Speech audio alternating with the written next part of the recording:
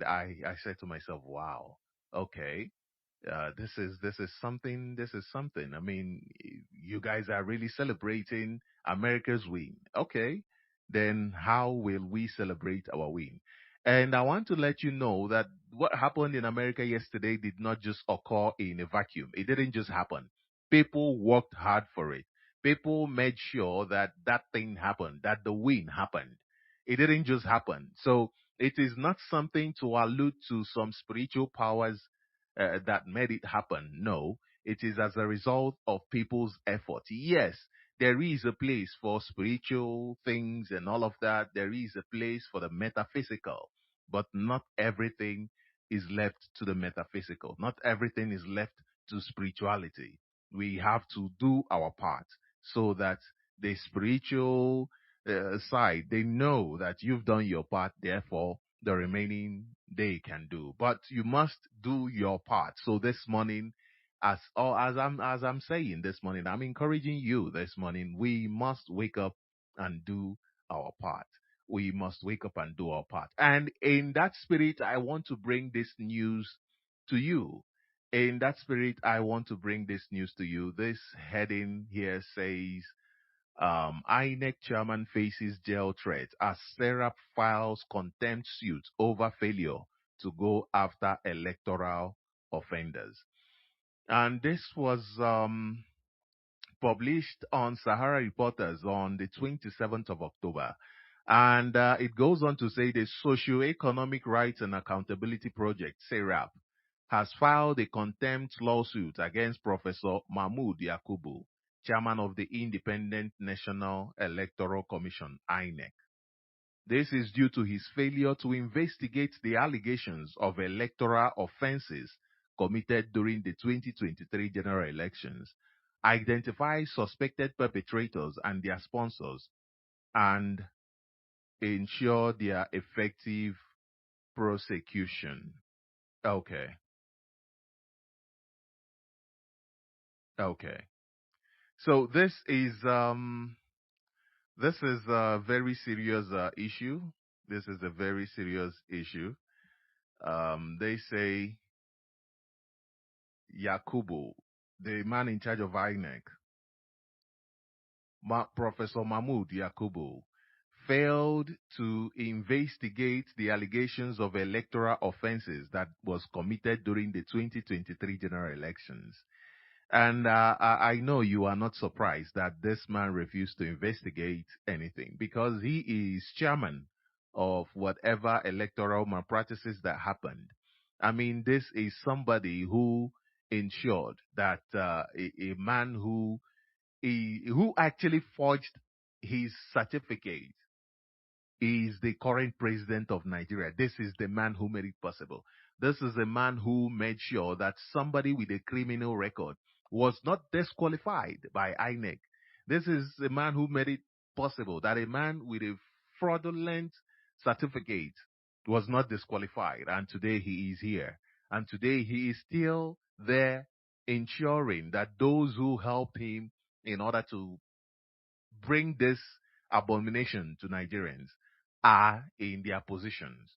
And this goes to tell you the state that Nigeria is in right now. There is no solution to Nigeria except bringing Nigeria to an end. That is the only solution that you can bring to Nigeria. And this is why IPOB has brought the only solution to the Nigerian problem. The only solution to the Nigerian problem is what Mazi Nnamdi Kanu has offered to Nigeria, is what IPOB has offered to Nigeria. So as you are celebrating, as people are celebrating, do they remember that, do they ever think of the fact that Americans actually did something in order to ensure that they are where they are right now? Are people thinking of it, or is it just celebrating other people's wins without saying, but then, what about us? What about us? The fact of the matter is that elections have consequences. The fact of the matter is that elections have consequences. You have seen the consequences of the Nigerian elections. that brought Tinubu in. You've seen the consequences of Goodluck Jonathan losing election, and then Buhari was forced on Nigerians. You have seen the consequences of forcing Buhari on Nigerians that led to mask wearer being forced on Nigeria. Mask wearers, not even one, mask wearers being forced on Nigerians. And that led to a certificate forger, somebody who is a drug dealer who was convicted of drug dealing in America, forced on Nigerians. So elections have consequences. The question is, who is paying the price? Who is paying the price? That is the question. And what price is it? That is the question that we must be asking ourselves this morning. Who is paying the price? Who is paying the price, and what is the price? Now, let's look at the price because it might seem as if we are talking about something in the future, but we are really not talking about something in the future. We are talking about now. People are paying the price right now. Okay, look at the price here. This news says court misinterprets federalism, lacks authority to stop state allocations. Professor Odita accuses Wike of procuring judgments. This is from November 3rd, 2024. And this is one of the prices that you have to pay for electoral fraud. This is one of the court doesn't even know its place. There is total misjudgment. There is total misinterpretation. They don't know their place. And 2 days ago, I did read about the court in Enugu that asked the police that made a sentence in judgment where police officers disappeared somebody that they abducted in the name of cultism, and they disappeared the person, and the court asked for 20 million to be paid. In as much as at least there is some sense of responsibility that the court has been able to bring these people to some sort of judgment, but we are saying that that kind of judgment will not bring any sort of solution to the Nigerian situation. The courts must understand their responsibility and must wake up to their responsibility. But what you are seeing right now is the result of when somebody is forced on you. For instance, look at Imo State. For instance, look at Imo State. When Hope Uzodinma was forced on the Imo people, what has happened? The Imo people have lost a lot of lives in tens of thousands, if not more, that Hope Uzodinma has killed for organ harvesting and for several other things. That is a cost that you have to pay, that we have to pay for such. And it is not just for such. When you leave such to keep happening, there are more. The price to pay is not, it's more and more. It increases as the day goes by. It increases as the day goes by. Now, let us look at another price that people are paying. This is also from Sahara Reporters. It says, Nigerian police plot to dismiss female officer in Edo. Demote husband for exposing rapist colleague who molested teenage suspect inside cell. This is the price that Nigerians are paying for electoral fraud, for not being able to put somebody there, for not being able to have their mandate there. And the crazy thing is that Nigerians have never had their mandate to represent them in the government house. Never. They've never had the person that they voted represent them in Aso. Right from the first election, according to the British citizen that was part of those who organized the first election, he made it clear that election was as fraudulent as the Tinubu's election, the election that brought Tinubu in. Broad daylight robbery. And it says Nigerian police plot to dismiss female officer in Edo, demote husband for exposing rapist colleague who molested teenage suspect inside cell. So now they would rather support rapists than to actually defend their children. They would rather support rapists than defend their children. And does this not remind you of the allegation the army officer, the woman, made against a colleague, another army officer, that she was always being drugged and raped by that army officer, using other soldiers in order to bring her, drug her, rape her, and do whatever they want to do with her.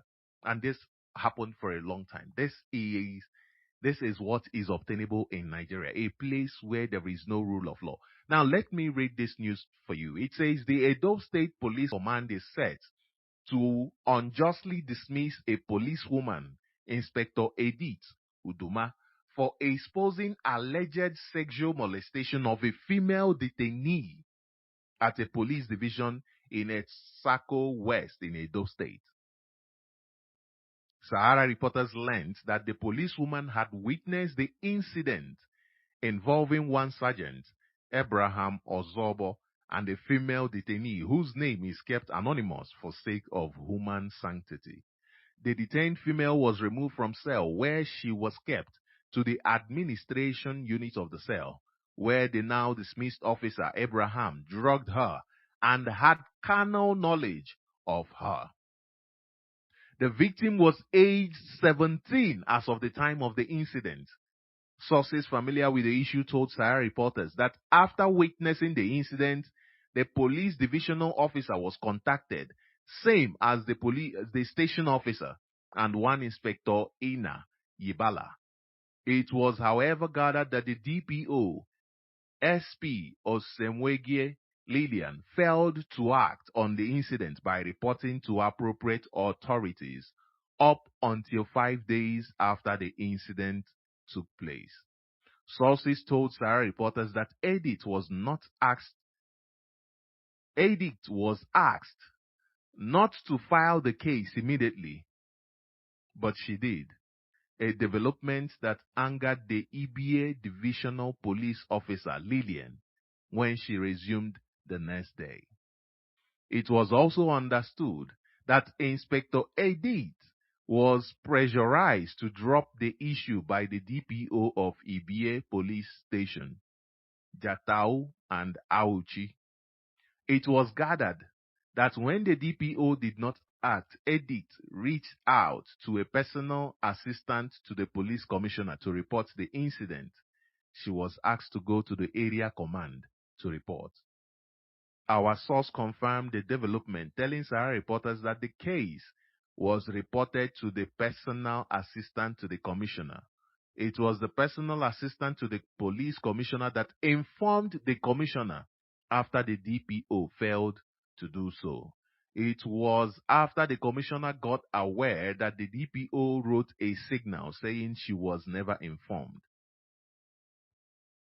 The news is just so much. Let me leave it here. But I'm not here to bring out this gossip. You understand? This is the everyday lifestyle in Nigeria. The question I have for you Nigerians is, are you not tired? Are you not tired? Like I said, I'm not here to bring it out as a gossip. I want to point especially to the fact that Nigerian children are not safe in Nigeria. Nigerian children are not safe in the hands of those who are supposed to protect them. Nigerian children are not safe in the hands of their parents. Yes, they are not safe in the hands of their parents. Look at how a police officer molested a 17-year-old girl, raping her, drugging and raping her. And this has become a norm. Remember in Imo State, not so long ago, a young girl, I don't even think she was up to 16, was raped so much that by the time she came out from the police station, she was already pregnant.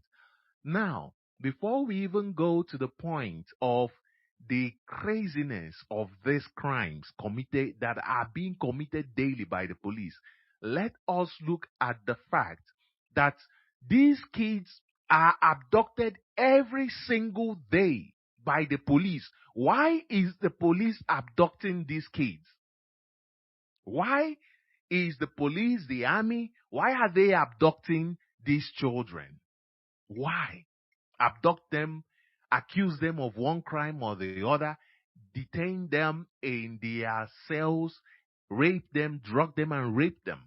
And at so many points, they kill and harvest their organs. And this is happening in Nigeria, broad daylight, as a consequence of the fact that Nigerians don't have power over their own lives. Nigerians are not in charge of their lives. And this is very, very crazy. This is crazy. What is happening in Nigeria is crazy. Nigeria treats their own children with so much hatred. So much hatred. It is just crazy. Look at this other news here. It says, escalating hunger will drive children away from school. Nutritionist warn. Escalating hunger will drive children away from school. Nutritionists warn. The reason actually why there is so much hunger is to ensure that Nigerian children don't go to school. That is one of the reasons. Okay, let me explain. Before I explain, let me ask you, where is the future of the Nigerian children? Where is the future of the Nigerian children? You just saw the other day how Nigeria government brought children to court. And not only that they brought children to court, they kept those children in their dungeon, DSS dungeon, for more than 3 months. What did those children do? They came out to protest that they need a better life, that they are hungry. That's all. The only thing they did was to come out and ask their government to save their lives. And what did their government do? Their government abducted them. Their government abducted them. Their government said, no, we're not going to let you talk to us anyhow. Their government abducted them. These are children. I've just read to you a police officer raping a child in his protection, drugging and raping a child, which means they keep these drugs handy. And the fact that these people are all doing all that they can in order to protect this police officer goes to show you that this is a norm. They have normalized this. This has become one of those where it's like drinking water for them.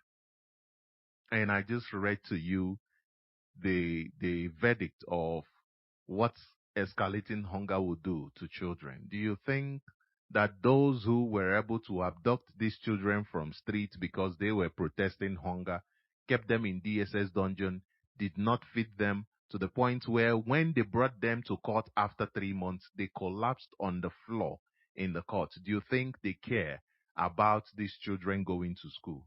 Of course, they don't care. They've already shown it by taking them off school. They have already shown it by taking them off school. Now, there is this other clip I could play for you, but okay, perhaps I'll play it later for you. Police officers, actually, what they did was that they stopped these students, their future generation, their children. They stopped them and then they kept them on the road for more than 30 minutes, after which they forcefully took money from them. They extorted them to the tune of 15,000. And then they kept those kids' phones. And after that, after the extortion, alert came to the guy that, okay, you've transferred this amount of money. And the police officer saw that alert and said, wow, so you still have some more money. And then took these young people, took them, and what happened? They ended up kidnapping them asking them to call their family, their friends, and all of that, until their family and friends were able to send a total amount of 10 million naira. 10 million naira. And we'll get to why this is happening, because, you see, I asked the question, I said, where is the future of the Nigerian children? Where is the future of the Nigerian children? So when you call in, please, let's have a conversation with regards to that. Where's the future of the Nigerian children? I'll tell you my opinion, because I don't think the Nigerian children have any future that is different from being farm animals. And by farm animals, I'm talking about being tools for, organ harvesting. They become just ordinary organs. This is what Nigeria has designed their children for. And I'll tell you why. But you know that most times when we talk about the future, we always imagine a distant time. We always imagine that, oh no, it's still there, it's coming. But this morning, I want to let you know that this idea is not true. This thing of imagining the future being tomorrow, being in some distant time, it is not true. The future is right here. The future is now. Now. This morning I woke up like usual by 1, and then I said, oh man, I wish I could have slept at least for 4 or 5 hours, And then I looked at the time, it was 1. I was like, okay. So what do I do? Okay, let me do one of the things I usually do when I wake up. And then I said to myself, okay, what time am I going on air? By 5 o'clock Biafra time, that is 6 here. So by 1, actually, that is by 12 Biafra time. That was when I woke up. So I said, okay, you know what? Why don't you just try and sleep? At least, even if it's for 1 hour, 2 hours. I knew it was not going to be possible, but I just said, just try and sleep. Why did I do that? Why did I say to myself, just try and sleep? Because I saw that 5 Biafra time, I still had 5 hours. That is 12 Biafra time to 5 hours, right? So I was seeing it as in the future. I saw it as, yeah, it's still going to come. It's still coming. So it's in the future, right? But look at where we are now. Have we not passed it? Have we not passed that 5 o'clock? We have, right? So how long did it take? It didn't even, it just happened. It just happened. So I say the future is today. It is now. Not even just today. It is now. It is now. Tomorrow. The future is now. Because today that you are enjoying was once a tomorrow. Of course, it was once a tomorrow. This moment, this second, this particular minute was once a next week. This particular minute now was once a next week. It used to be, in fact, 30 minutes ago, 40 minutes ago, 1 year ago. At a point, it was 20 years ago. At a point, it was 1,000 years ago. But here we are. You know this thing of future, I discovered that it is an illusion. You cannot separate it from the moment. You can't separate tomorrow from today. You can't separate 1,000 years from today. What do you think is the difference between now and last 1,000 years? There is somewhere in the Bible it says there is nothing new under the surface of the earth. There is nothing new under the surface of the earth. So yesterday, today, tomorrow, they are all the same thing, one thing. They are all one thing. But whether it will be for good or for bad depends on what we do now. Not what we do today, but what we do now. So one thing is for sure, let's make it clear that the flesh, the skin, doesn't have the capacity to stay as constant as the illusion of yesterday. The illusion of yesterday, the illusion of today, the illusion of tomorrow.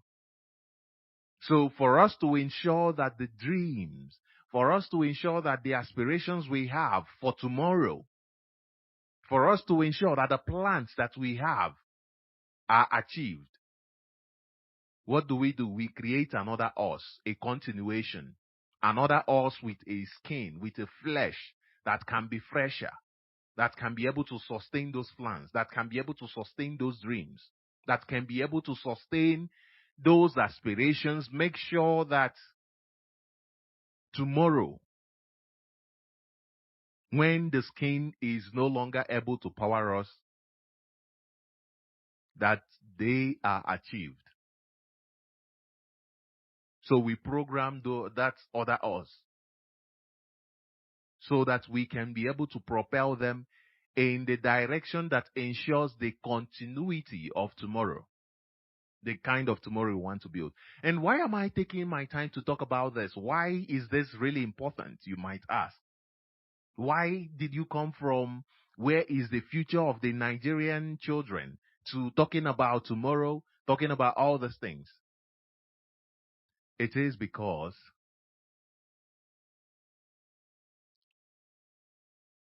if you want to know the character of a man, look at how he treats his family.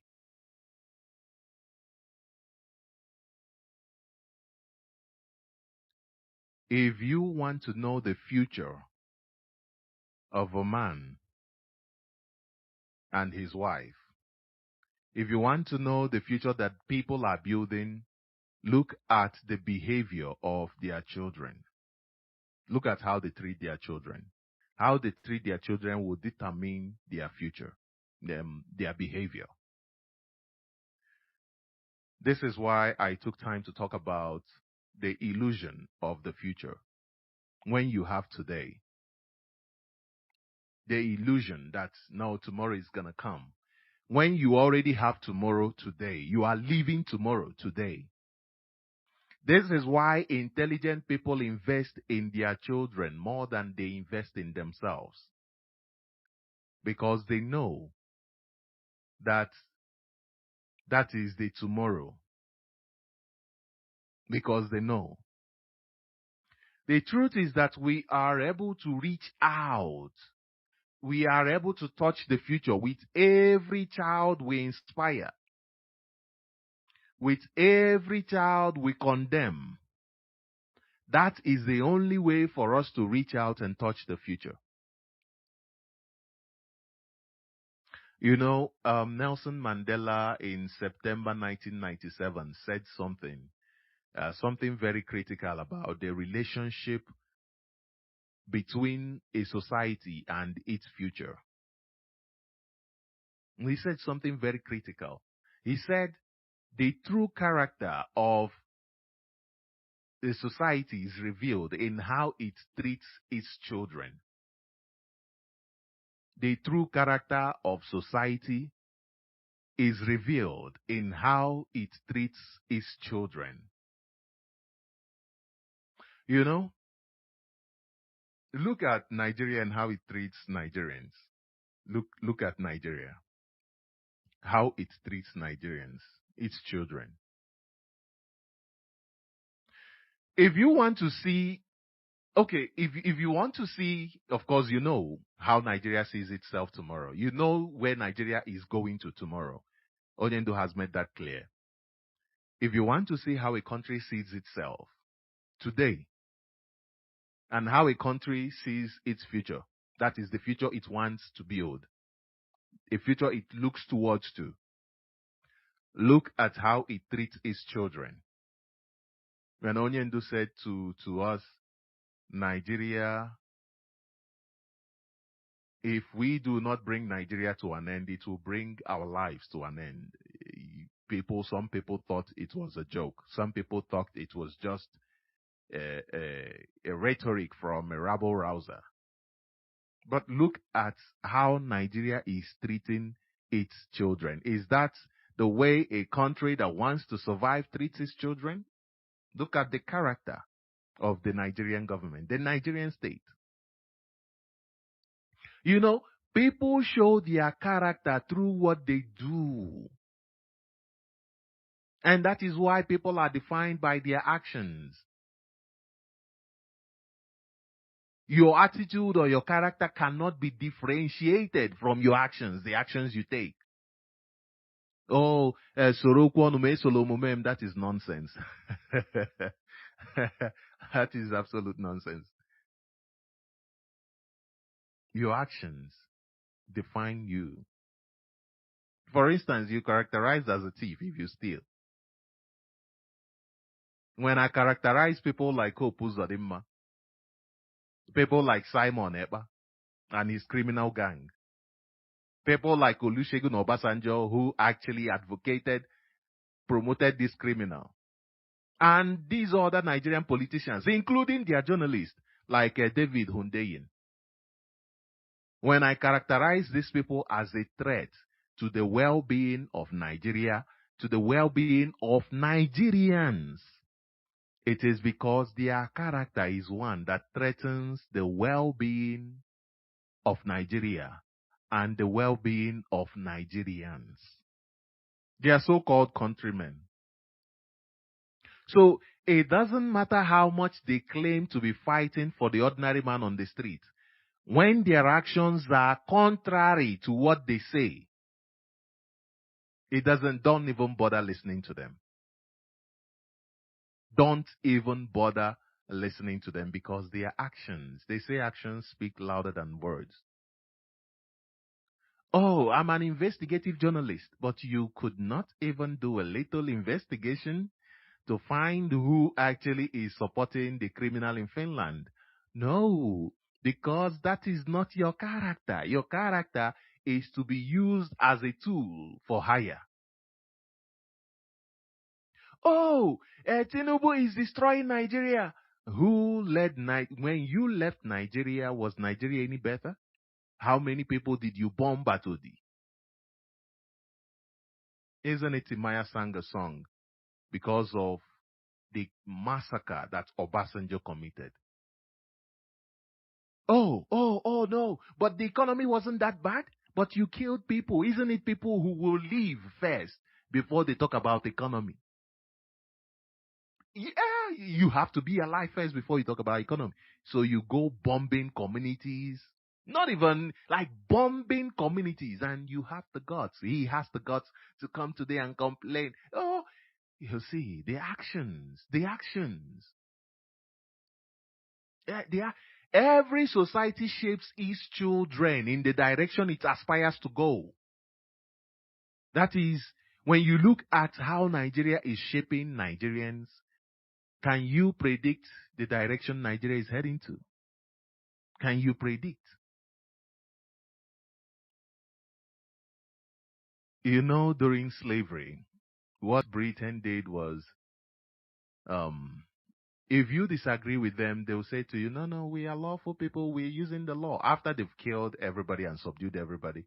And then they'll bring their own law into your own country.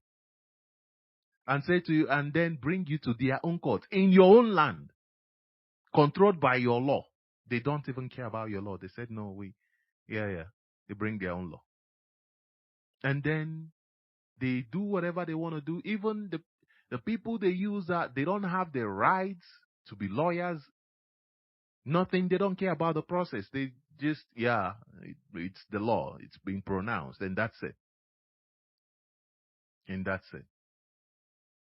Because they were trying to build a system where you see them as Lord, and you see that, it doesn't matter, this is their law. They will just use it to defend themselves.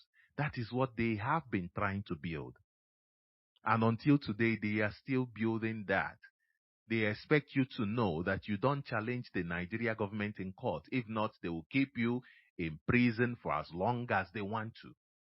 Is that not what is obtainable in Nigeria, keeping people in prison for as long as they want to? So Every society shapes its children in the direction it aspires to go. It wants Nigerian children, those children that were in court, to know that, listen, we have the power. You are nothing. You don't matter. Because children give a society an opportunity to have a future, an opportunity for them to continue their project. So what type of future is Nigeria giving to Nigerians?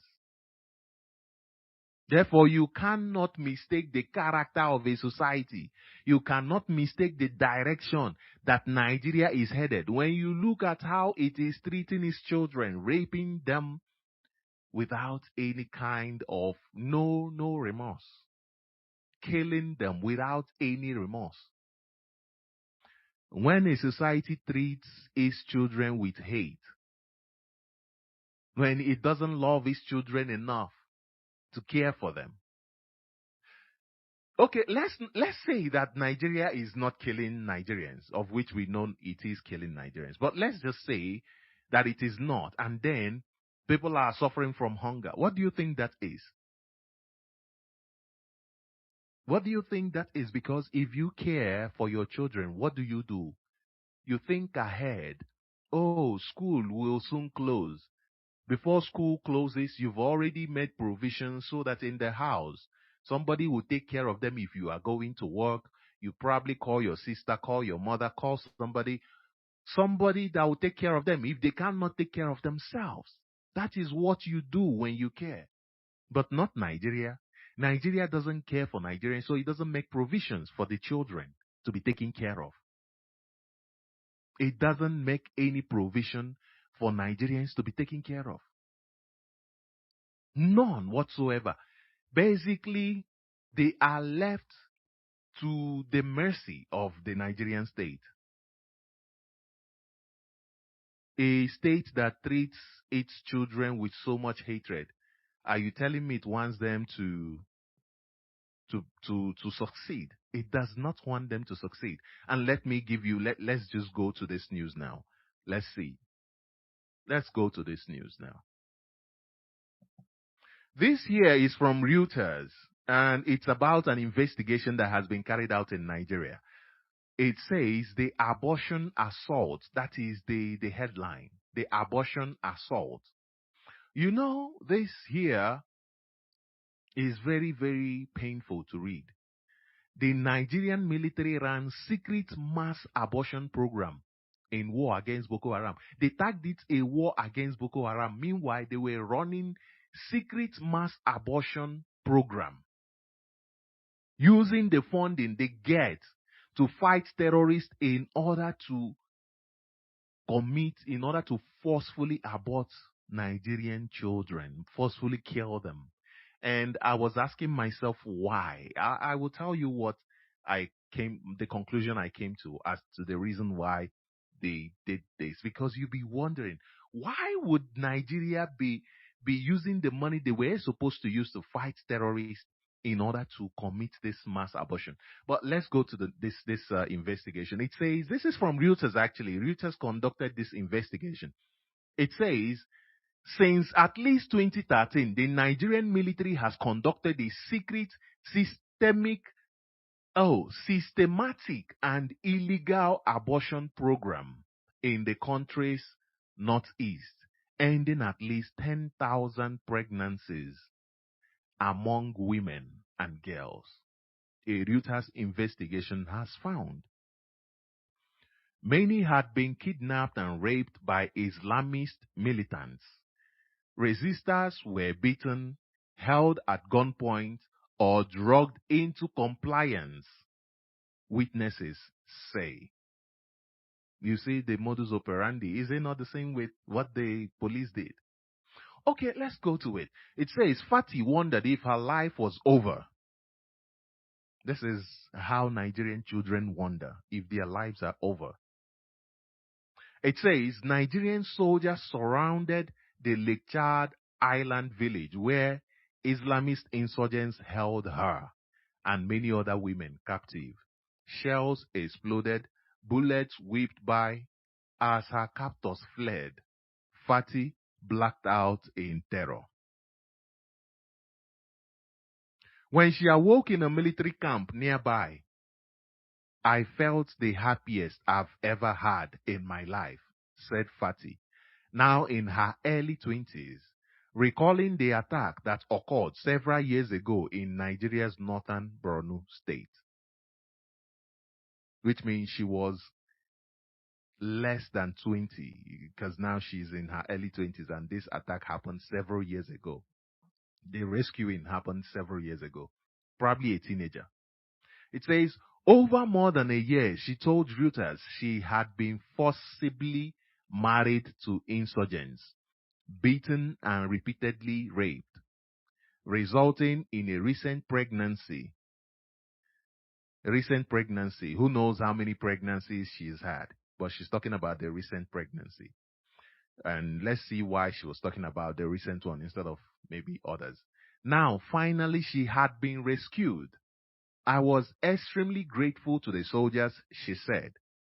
About a week later, Fatisha said she laid on a mat in a narrow, dim room at a military barracks in Maiduguri, the state capital. It was rank with cockroaches skittering across the floor. Uniformed men came in and out, giving her and 5 other women mysterious injections and pills.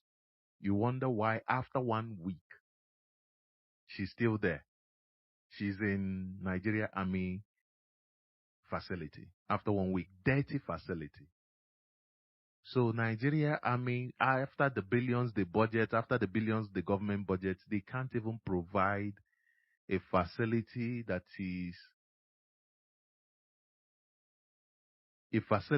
is worthy enough for their children to stay in. Because they have no value for their children. That's why they cannot have a good facility. This girl was rescued only for her to be for a week in a place with cockroaches, according to her, skittering across the floor. You can imagine how dirty that place is. And they came in, uniformed men came in and out, giving her and 5 other women mysterious injections and pills. After about 4 hours, said Fati, who was about 4 months pregnant, she felt searing pain in her stomach and black blood seeped out of her. The other women were bleeding as well and written on the floor. The soldiers want to kill us, she thought. So now let's stop here a bit and wonder. Let's wonder a bit. Why then would these soldiers attack the terrorist where they rescued her from if they wanted to kill her? Why? Why then would they attack them? Then you get to understand that perhaps they have a different reason for attacking those terrorists. It wasn't to kill those terrorists or whatever. No, the reason why they attacked those terrorists, we still do not know. But it was definitely not for the good of the country, nor the good of its citizens. It was definitely not for it. So let's read more. It says Fati was 4 months pregnant when liberated from the insurgents. Soon after, she says, soldiers medically aborted the pregnancy without telling her. And she was warned, if you share this with anyone, you'll be seriously beaten. She recalled the injections, then understood the soldiers had aborted her pregnancies without asking or even telling them. After the women washed the blood down a squat toilet, she said they were warned.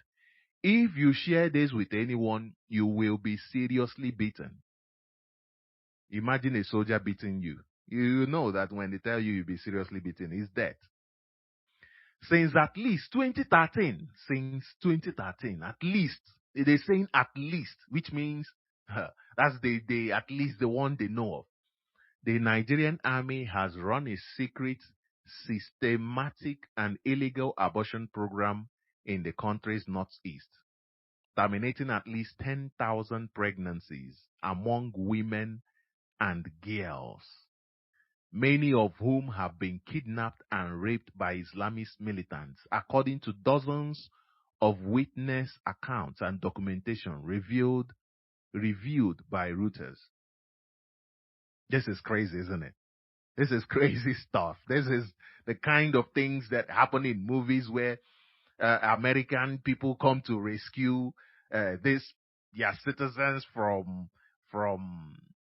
these guys who are just what's the word they usually use? That word from savages, you know. They come to rescue from savages. Now, who is the savage? Who is the savage here? The Nigerian government. The Nigerian government is the savage. It says the abortions mostly were carried out without the person's consent and often without their prior knowledge, according to the witness accounts. The women and girls ranged from a few weeks to 8 months pregnant, and some were as young as 12 years old. Interviews and records showed. So even girls of 12 years old, they were not immune. They are not immune. They are still being persecuted.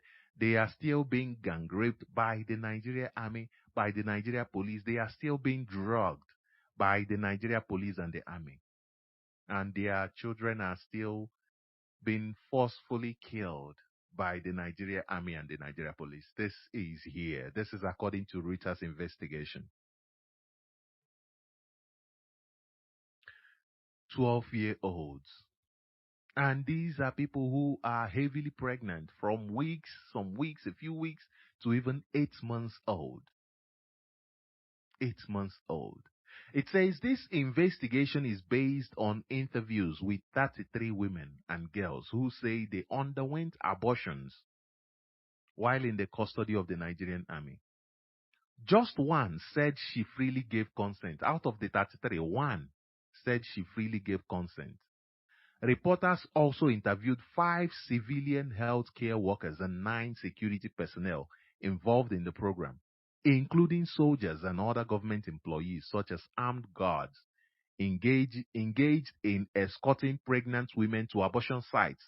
So they even have armed guards. They are armed to ensure that they scare you into even agreeing, like that girl agreed. They scare you into you feel like your life is over. You feel like you see the girl said that she thought they poisoned her. They're trying to kill her. They're trying to kill them. So with such, why wouldn't these kids agree? One said that she freely gave consent. No, no, that one did not. You don't know the pressure, the force, the kind of threat they put them under. It says Reuters reviewed copies of military documents and civilian hospital records describing or tallying thousands of abortion procedures. The ones they have recorded, thousands of abortion procedures. The existence of the army-run abortion program hasn't been previously reported. The campaign relied on deception and physical force against women who were kept in military custody for days or weeks. 3 soldiers and a guard said they commonly assured women, who often were debilitated from captivity in the bush, that the pills and injection given to them were to restore their health and fight diseases such as malaria. In some instances, women who resisted were beaten, caned, held at gunpoint, or drugged into compliance. Others were tied or pinned down as abortion drugs were inserted inside them, said a guard and a health worker.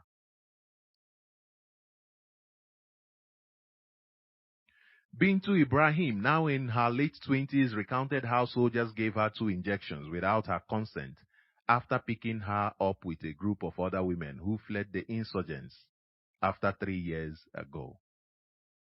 When the blood came and the terrifying pain, she knew she and the others had been given abortions. The women protested and demanded to know why, she said, until the soldiers threatened to kill them. So now, you ask yourself, why would this soldier go on to rescue these people and then force them to abort? Because Number one, it wasn't a rescue. Like I said to you, it wasn't a rescue.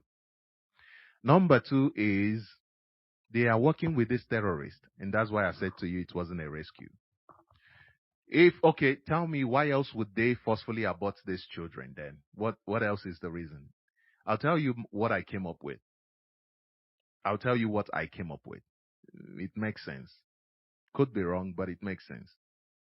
It makes sense that if, for instance, let's be rational now, if a woman should escape from a terrorist who kidnapped her, beat her, raped her, it is highly likely that they were unable to break her to the point where she became an accessory to her own persecution. So she escaped. That was why she escaped, right? Because if she was broken to be an accessory, she would see herself now as a wife. And now, when others are coming in, she'll be the one helping to break them into submission, right? So the fact that they ran away meant that they were not broken and that they hated their circumstance. And what do you think is going to happen when they give birth to those children?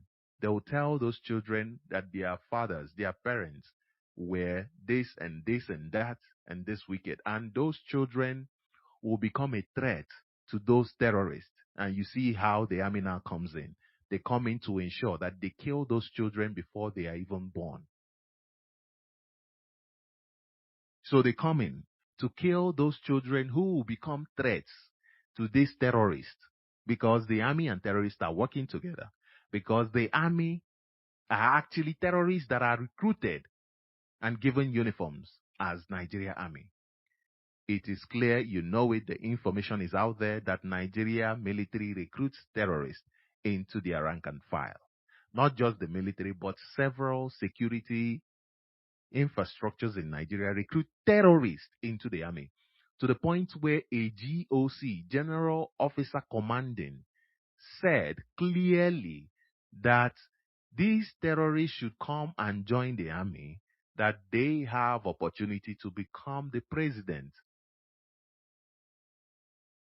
And with this conversation, this statement is not what we are going to be having today. Someday we'll bring up this statement because it clearly shows that the army are planning something, talking about being a president of a country. In a democratic dispensation, he's assuring soldiers, terrorists who recruit into being soldiers, that they will be given opportunity to become president. If that doesn't tell you that these people, for a long time, they still have their eyes on taking over power. But that's not where we're going to today. So, you see how they are working with terrorists. Because those children will, of course, hate their parents, their father. Because their mother ran away from that because she could not tolerate it. And guess what? Those children will come up, grow up, and will be told by the community that this is who your father is. Your mother was abducted and raped and beaten, and that's how you came out. And they would hate. They would hate, and they would become a problem to those terrorists. So the Nigerian army had to come in and rescue the terrorists. So this morning, I want you to bear it in mind that it is the Nigerian government that is destroying Nigeria. Oh, IPOB is destroying Nigeria. Oh, look at even what this. I'm ashamed at people who call themselves investigative journalists like David Hundeyin. Look at, just imagine, coming out to blame IPOB when Nigeria government clearly is destroying Nigeria. Do you know why? Why are they destroying Nigeria? Why are they making sure that they are destroying Nigeria? For them to take your land and give to the Fulanis, for the Fulanis to take your land, of course you know anyway. They will have to destroy every chance that you get to fight back. They have to destroy it. They have to destroy every opportunity that will present itself tomorrow that you have to use to fight back. They have to destroy it. And this means destroying your future today. This means killing you today, even before you are born. If they can, they kill you before you are born. And if they cannot, like they cannot, they abduct the ones they can abduct today. They kill you at every opportunity that they get today. Harvest your organs. Harvest your organs. So the future of every society lies within its children, and it's killing its children. Therefore, it is the Nigeria government that is killing Nigeria, not IPOB, not Mazi Nnamdi Kanu. Therefore, why is Mazi Nnamdi Kanu in DSS dungeon? Because Mazi Nnamdi Kanu is giving life to Nigerians. Those who are indigenous in Nigeria, Mazi Nnamdi Kanu is giving them life. And Nigeria doesn't want life for Nigerians. Okay, let's look at the history now. Because I was just thinking to myself, analyzing the curriculum of the Nigerian state since the beginning of Nigeria. The other day I was just analyzing it, going through it. And I came to the point of realizing the way that the curriculum has changed over the years. And you recall that very soon, actually, Nigeria government already signed this Samoa um, Accord, where they are supposed to implement all these gay teachings and all of that to tell children that it's actually okay that a man can touch a man and sleep with a man and all of that. And a woman can sleep with a woman and touch a woman and all of that. I mean, they've already signed it. They've already signed the agreement. And then a new curriculum will be coming up very soon. So you can imagine that there is now a change. So I was asking myself, all this period, 1914 to now, how has the education system in Nigeria changed? How has it transformed over the years? I realized that in 1914, when the British came in, they were busy trying to mold people, children, who would forget who they were. Remember that your ancestors fought? Remember that they fought, so you still have some figments of those memories of the fighting that they fought to preserve their identity. So the first task was to make sure that you forget, to make sure that you forget, that you have, that you forget. That was their first task. So the first curriculum was based on making sure that you are forgetful of who you are. No knowledge of self. For instance, if you are Igbo, you will not understand what it means to be an Igbo, the essence of being an Igbo. You forget. You forget the fact that they fought in order to preserve your life. Your ancestors fought. If you are Yoruba, if you are Hausa, you will not remember what it means to be a Yoruba or now Hausa. You forget that your people were people of pride who fought to preserve their identity and who died preserving it. And so that was the first curriculum. And so what did they produce? They produce like they produce leaders like people like Awolowo, people like Nnamdi Azikiwe, people who have no knowledge of self. They produced people like that. The rest of them, the rest of them, because if Awolowo had knowledge of self, he would have understood the need for preservation of their race. And for them to preserve their race, they must work hand in hand with their neighbors, not working hand in hand with people who came in from Futajalon. Until today, they are still doing it. Tinubu is still doing it. Tinubu said the Fulanis and the Yorubas are one. During his campaign, he said it and he's shown it. You know, I was the other day wondering, why is it that since this woman, the late Ojuku's wife, our eternal leader's wife, since she was actually appointed to a position, out of 7 people, the only Igbo person is her. Out of 7 appointees, the only Igbo person is her. But she made news. You don't even hear about the others. You don't even hear about how many Fulanis were there, how many Yorubas were there. Only the only Igbo woman. She was the only one every time, even in the house. Oh, how beautiful you are.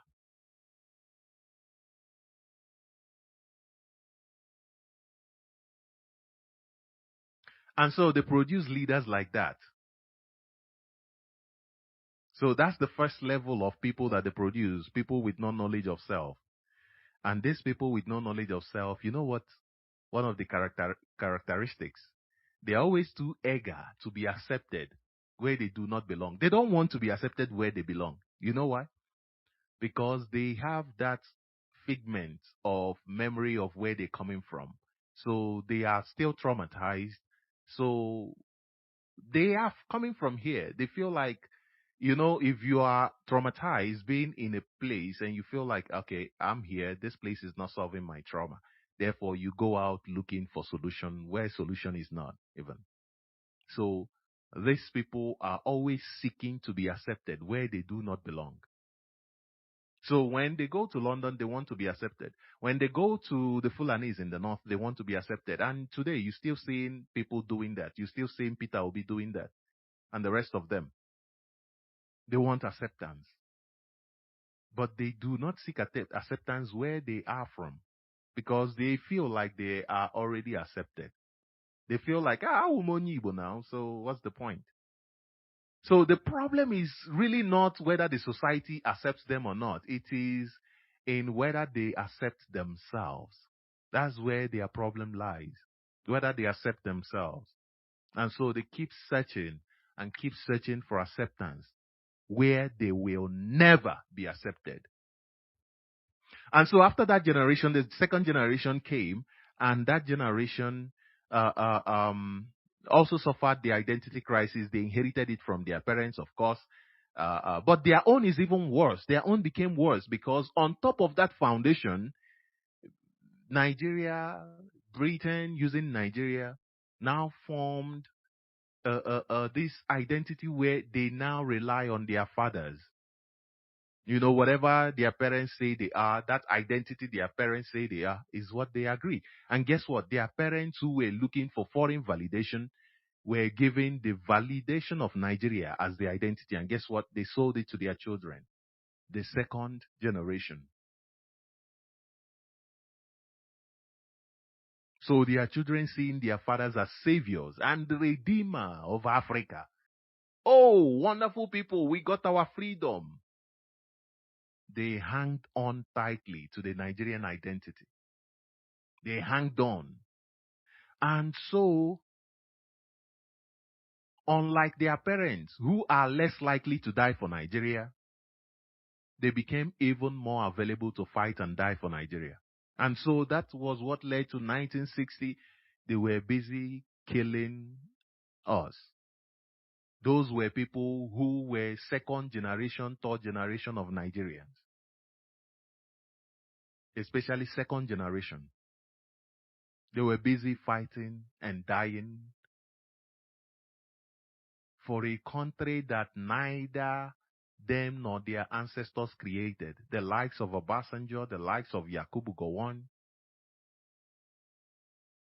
Men and women until today who are still fighting and willing to die for a contraption that brings only hopelessness. They are still there. The second and third generation produced by Nigeria's curriculum. When we talk about education is not just in the classroom. Okay, let's go to the next generation, the fourth generation of Nigeria. Because I feel like this has, over time, has transformed to the point where they feel like we are where we want Nigerians to be now, ready for organ harvesting. Maybe not the final product. I think the final product should have taken about, say, 140 years to develop. Say, to properly develop, 140, 120. Actually, if not for Mazi Nnamdi Kanu, this generation would have been the ripe time. If not for Mazi Nnamdi Kanu, this would have been the perfect time. The perfect time. So the fourth generation, that includes Obasanjo's children, that includes Yakubu Gowon's children, that even goes to the point of including someone like me. People born after the 1970 until 1990. Let's say, yeah. People born by then. And how did the curriculum structure us? The curriculum designed us to be workers in the slave farm. Obedient workers. I'm talking about not those workers who resisted the work, but those ones who were the house niggers. That is what the curriculum was designed to make us. And by that, I'm talking about good managers. The education we received turned us into people who can manage. From 1980, actually, from 1980 to 19, uh, uh, uh, um, from 19, is it 1980, 1970 to 1990? Yeah, from 1970 to 1990. It turned us into people, managers, wonderful managers. People who can manage a set up structure, because remember that you're coming from a generation where your grandfather has identity issues, looking for foreigners to validate them, and then gave birth to your father, who is now busy fighting and dying for Nigeria, gave birth to you, who is now a manager, managing that Nigeria that your father fought and died for. So they've already created this whole process. Now the manager does not build a structure, rather the manager manages the structure. There is a difference between a manager and an entrepreneur. An entrepreneur is not naturally a manager. An entrepreneur doesn't necessarily know how to manage things. An entrepreneur just sees things in his mind, ideas in his mind, and he's able to create them with the help of a manager. So they created us to know how to maintain an already set up system, not to think of how to invent, but just to manage it. So that this is why after studying in Nigeria, you are forced to leave Nigeria to go manage the already set up situation. If you don't leave, then you are in Nigeria looking for jobs so that you can manage a system that has already been set up. You see? So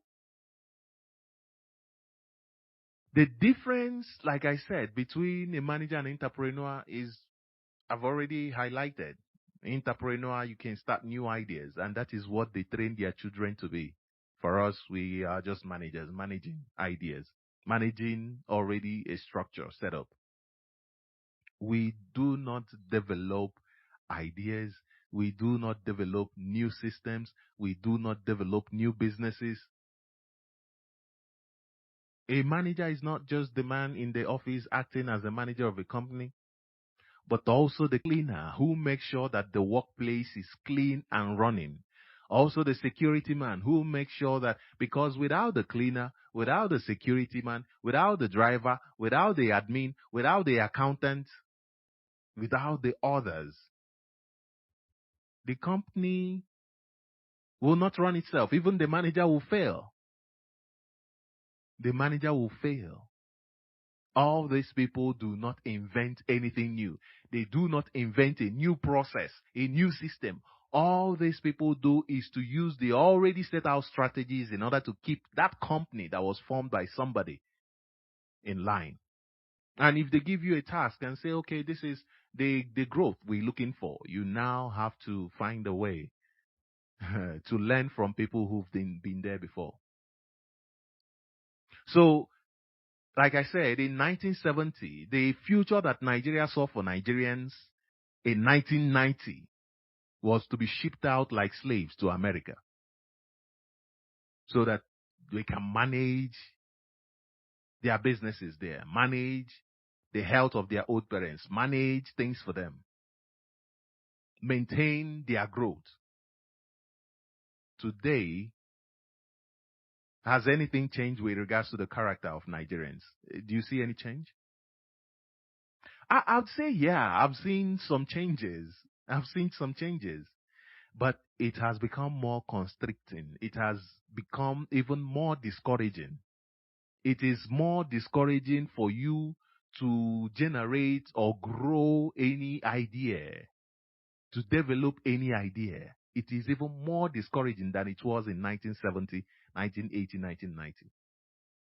It is choking the life out of any possibility of a better future, whether as a manager, whether as an entrepreneur, because they feel like they've passed that stage.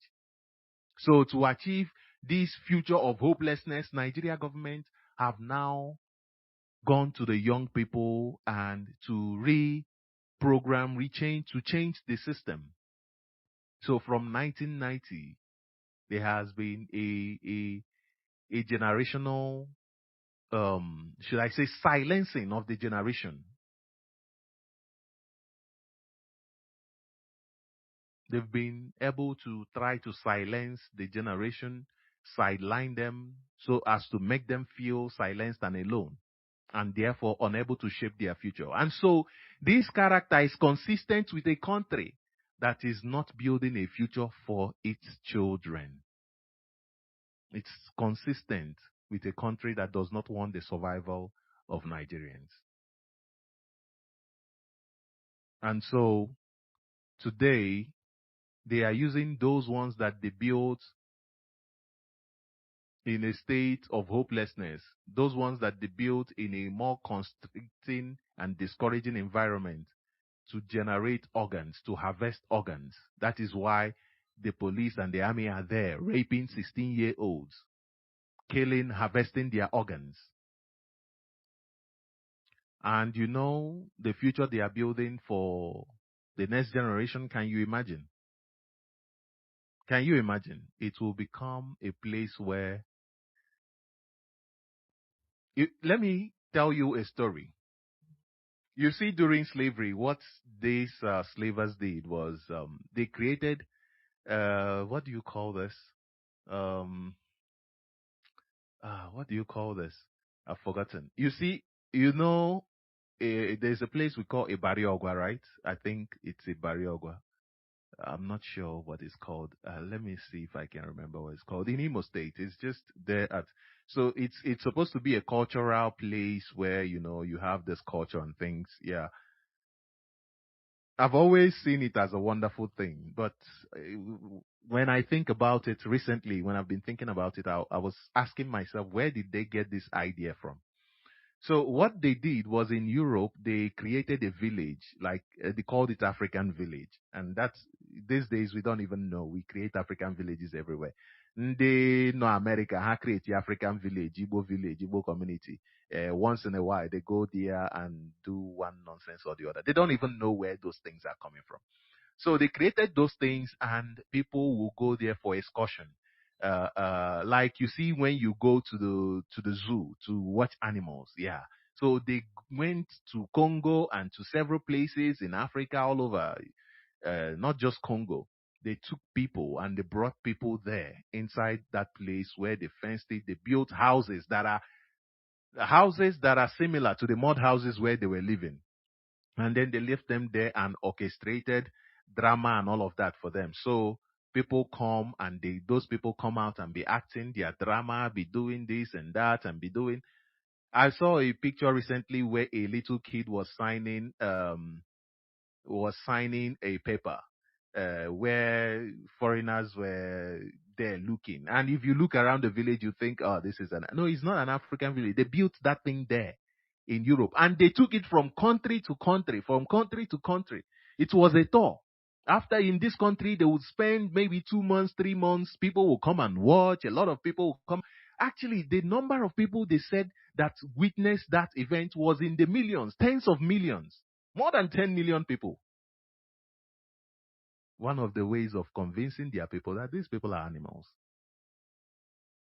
So this is the end where they are coming to, where they will so design it properly, and the next generation, these people who were put in the court for simply protesting, these children who were put in dungeon, DSS dungeon for 3 months for not for protesting, where they will be put in Nigeria with no fence, nothing. White people will be coming and be watching them like animals.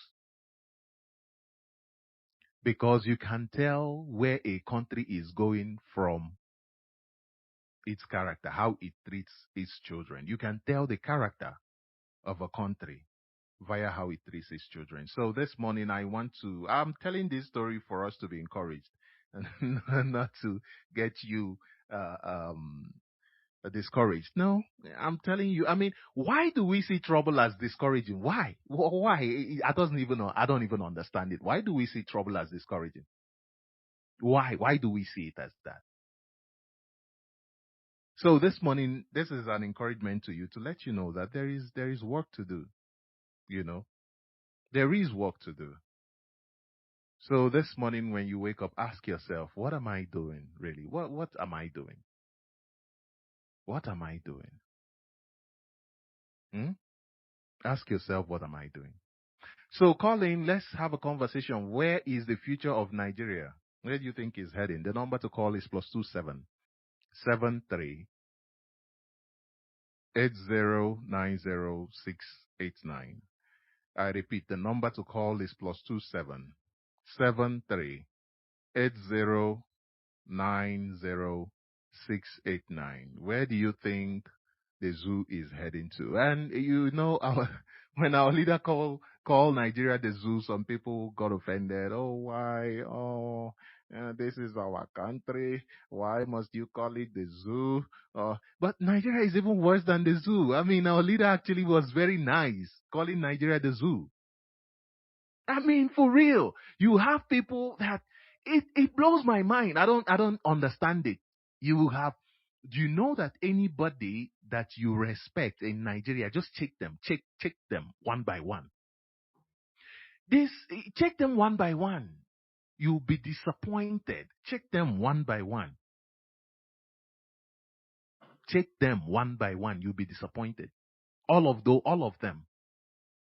How do you think such a country is supposed to exist? People, imagine someone that calls himself an investigative journalist. This is even what drives me crazy. I'm like, yo, can you imagine? Can you imagine the madness?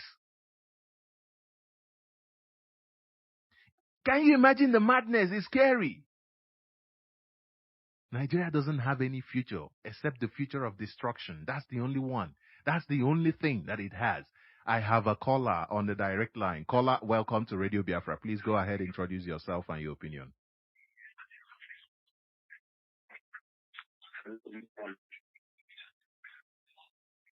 Caller, please go ahead.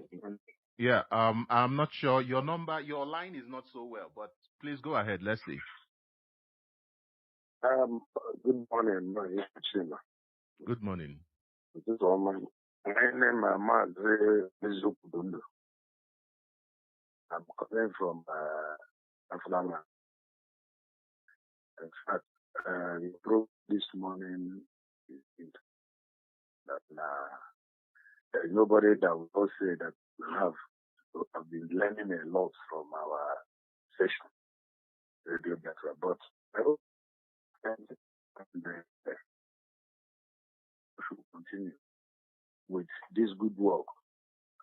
But the only thing I want to appeal again is please, the viewers should please make this radio available to every location in Biafra so that our people can get knowledge. We are lacking a lot.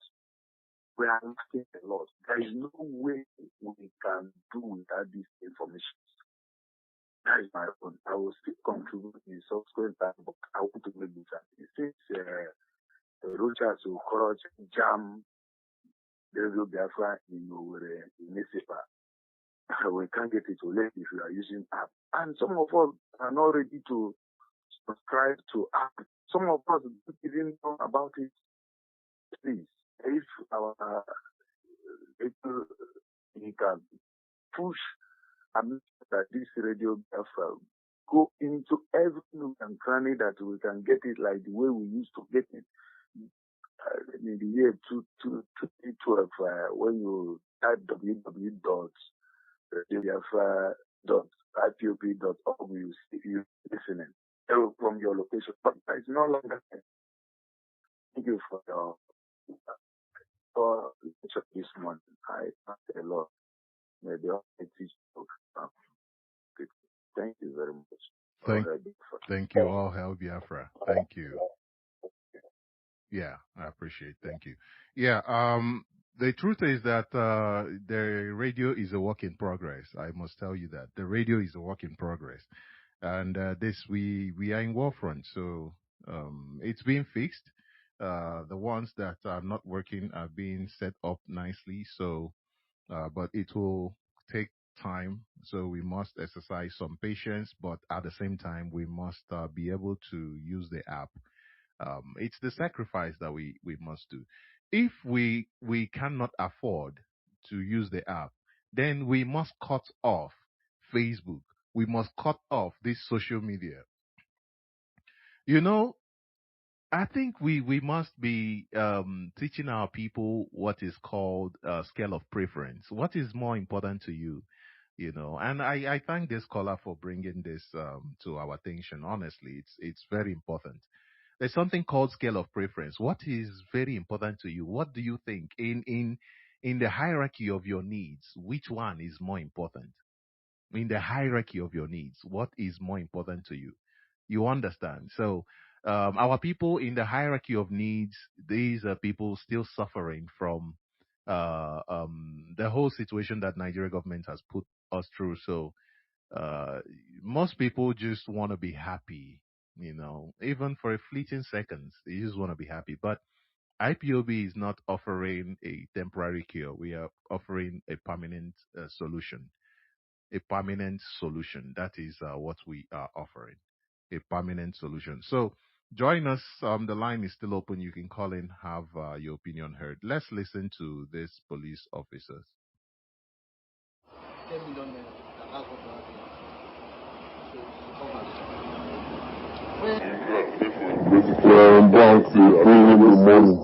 my name is Harrison Wamnishu. We just left Unogwa, AIG zone 16, Unogwa, Bayelsa State. All right. Some NYC members traveling from Warri to Port Harcourt. They are Deltans. They were stopped at stop and search in Bayelsa State. Some officers who are now identified as surveillance team of the AIG Zone 16, Bayelsa State, took their phones from them and searched them. They found nothing. They searched the car. They found nothing. So they asked them to please to give them money for fuel. Because of the delay, they delayed them for almost 30 minutes. So the young man transferred 15,000 naira to the officer. This is the account he transferred the money to. And after he transferred this money to the officer, I think the officer holding his phone saw the debit alert on his phone dropped, and he saw that he has some huge amount of money in his account. So now they can't change them for him. Immediately he saw the debit alert on his phone, they dragged them into the car and took them away. He drove them for about 2 hours in the bush, going from different location to another, until they now took them to Zone 16, Bayelsa, where they took them to the office and forced them to make some videos that they allege internet fraudsters, Yahoo Yahoo, and the rest of them. So they started telling them to tell the family to send money. They started calling friends and families, and they were sending money to their account until they got about 10 million naira, which they transferred to this POS account, was paid to POS accounts. The officers involved in this case were just patrolling around the yard, like they were laughing at us. So, no, we don't collect them now. We go see you. So we go see. They were like threatening us in the place. So we now went to AIG office to go and say AIG. The PIO led us to AIG office. And the way the man shouted at me, the way the man treated me was very, very bad. And it shows that he is working with this guy. He's the one backing them. Because if you're not the one backing them, I don't see the reason why you should be angry with me. So the IG should call the AIG Zone 16 to order. Because these guys have been doing